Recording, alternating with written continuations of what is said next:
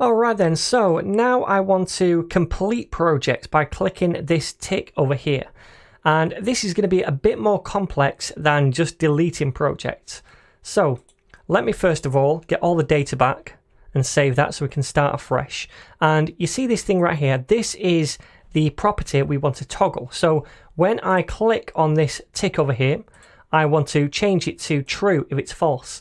If it's true and I click on the tick, I want to change that property back to false. So it toggles it from true to false and vice versa. So how are we going to do this?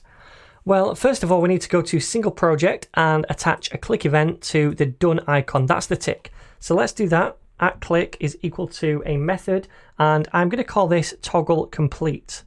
So toggle complete like so. And we need to make that method down here below delete project, toggle complete like so. Alright then, so inside here, again, we need to make a fetch request, and it's going to go to the same endpoint, because when we make a request to edit or update the data, it's / the resource name, which we have here, and then / the project ID or resource ID that we want to update. So I'm going to pass in this.uri here, the same endpoint, and this time we're making a patch request. Now, a patch request is when we want to update a certain part of an item. So we don't want to replace the whole item, we just want to update one property. So we make a patch request to do that. So we say the method right here is going to be patch.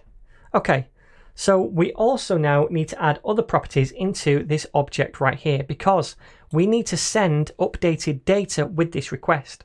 So we need to basically, when we make a patch request, send an object which represents the updates. So we'd send an object with this property and then the updated value. So let me demonstrate this. First, I'm going to move this to the next line like this, so it looks a little easier on the eye. And after method, I'm going to first of all do a headers property. And right here, I'm going to use an object and then say the content type is application / JSON. So this is the headers of the request, and we're just basically saying we're sending some data with this request, and it's going to be of type JSON. That's what this says right here. So we need that. And then after that, we also want to send the data, and that goes in the body property. So here it needs to be JSON data that we send. So we say JSON.stringify, and then we pass in an object here. And what this method does is it stringifies the object and turns it into a JSON string. And that's how we send JSON back and forth between a server and client. So I'm going to pass in an object right here. And this object is going to have a complete property. And I'm going to set that equal to the reverse of whatever the current value is for that project. So I can say this.project.complete, and that will get me the current value of complete on this project that we already have. Now I want to reverse it, so all I need to do is place the exclamation mark in front of it. And now if the project is currently completed and it's true, then the new value will be false. And if it's currently false, the new value will be true. So this is how we make a patch request. We send an object with only the updated properties. We don't need to send all the other properties in because we're not doing anything to those. We just send in an object of the things we want to update. And then we stringify that using JSON.stringify to make it into a JSON string, because that's just a JavaScript object as it is. And we can't send JavaScript objects between the client and the server. It has to be a JSON string, the transfer of data. So that's all there is to it. That's the fetch request to go out and make that patch to the data. Now then, I'm going to save this and I'm going to try it. So if we come over here and refresh to get all the data back, I'm going to click, let me just see this. If I go to the data, I'm going to make them both false to begin with, so we know they're both not completed. So now if we come over here and try this, I'm going to click this one over here. And if we take a look, we can see that now this is true. And the same goes for this. If we click this one, now this is true. But if we try to click them again, watch this. If I click this, then it's still true. Now, why is that? Well, again, it's because the data is updated now, but the local data hasn't been updated. So according to this, it's still not completed. And when we click on it, it's still reversing that and then saving it as true again. So again, we need to make sure that our local data is in sync with our db.json data. So we're going to do the same thing as we did over here for the delete, where we emitted a custom event. We're going to do the same thing down here. So let me attach a then block to this, which fires a callback function. And inside this callback function, we want to emit a custom event. So this dot $emit, and then we'll give this event a name of complete. And then we also need to pass the ID of the project that we're completing so that we can then in the home component update that in here. So let's do that. So it's this.project.id. Okay, so we're emitting that custom event now. Now I also want to attach a catch block to this as well, catch the error, and then we'll just log it to the console like so. Okay. So then now we need to listen for this event, this complete event, inside the home component. So let me go up to the top and I'm going to say at, and then it's called complete. And I'm going to call this function handle complete like so. Now down here we need to make this method, so handle complete, and again we automatically take in the ID as a parameter. Alright, so in here again we need to try and update this data. Now this time we don't want to filter, we don't want to take anything out of the data. All we want to do is update the complete property of one of the objects. So we need to be able to find a certain object inside this array, and to do that we'll be using the find method, which is an array method. Now again, if you don't understand the find method, I've got a whole video explaining it in the last chapter of this course, so go there if you need more information. But let us carry on. I'm just going to call it P, this local project that we're going to try and find, and I'm going to set that equal to this.projects and then use the find method on that. Now this fires a callback function for each of the items inside the project, and if we return true then it gets us that project, and that's what we store in here, and if we return false it just goes to the next one.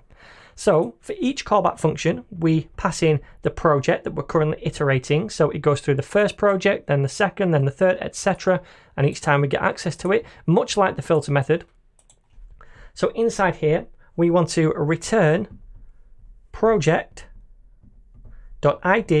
is equal to the ID. So this is going to either be true or false. It will be true if the ID matches the project ID, so the current iteration. So if we return true on that, we return that project to P, and now we're storing it inside here. And all we need to do is update a property on that. So let's do that. I'm going to say down here P and then access the complete property, which every project has, and I'm going to set that equal to reverse of whatever it currently is. So exclamation P dot complete. So now what we're doing is we are updating the external data, and then when we've done that, we emit a custom function to update the local data right here as well, and hopefully now it will be kept in sync. So that means that when we click it twice, it will go to true first of all, then back to false. So let me refresh and let's see what it currently is. So currently it's true for both. If we click on this, then it's going to go to false, and the same for the other one. And if we click on these again, it should go back to true, fingers crossed. Yes, it does, it works. Awesome. So now it just toggles those properties. Now there's one more thing I want to do, and that is to style the completed projects slightly differently. So ideally, each completed project should have a left border that is green and not this pinky red. So let us go back into the single project, and we're going to output a conditional class right here on this project. So remember, to do that we can bind to the class attribute, and it doesn't matter that we already have a class, we're just applying additional classes here. And when we do conditional classes or dynamic classes, this is going to be an object where each key is the class we want to apply to it, and if the value is true it gets that class, if it's false then it doesn't get that class. So I'm going to apply a class of complete to this if the complete property is true. So all we need to do is say, okay, evaluate the project that we have. And remember, we can use that in the template because it's a prop. and then look at the complete value on that project. So if this is true, then it gets this complete class. If it's false, then it won't. So now we can style this project differently if it also has the complete class. So let's come down here to the styles, and I'm just going to paste this in. So the class of project, which also has a class of complete, we update the border left to be this color, which is green, instead of the default, which is this reddy color. So now if we save that, you can see that they're both green, and that means they're both complete. But if we click on one of these and it goes back to red, that means it's not complete. And the same for this. And if we click it again, it's completed, etc. So that's pretty nice. It would be nice if we could do something similar for this tick. And to do that, we're going to have to apply a class to that icon that is unique. So it's this one right here, and we'll give it a class of tick. And all I want to do is give this the same color as this border down here if the project is complete. So I could say project.complete, and then I want the tick class, and I want to give this a specific color, which is going to be this right here. So I can say color is that hex code. All right, so now if the project is complete, we take the tick icon and we give it this color.